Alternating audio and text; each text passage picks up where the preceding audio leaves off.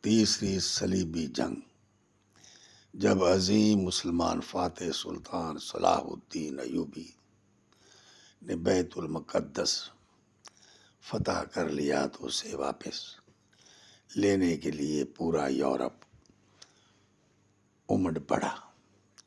Europe Gregory اشتم کے اعلان پر England کے بادشاہ رچرڈ شیردل اور فرانس کے فیڈرک باربرد سمیت لاکھوں کا لشکر ارض مقدس کے لیے نکل پڑا۔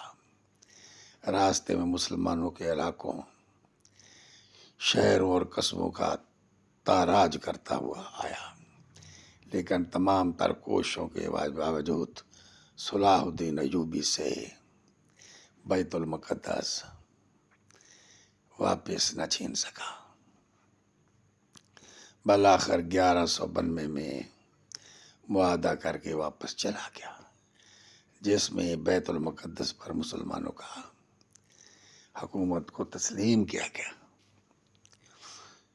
اس جنگ سے یہ ثابت ہو گیا کہ یہ علاقہ اب مسلمانوں کا ہے اور 20ویں صدی میں اسرائیل کے قبضے میں تھا۔ یہ علاقہ بھی اسلامی حکومت میں شامل تھا۔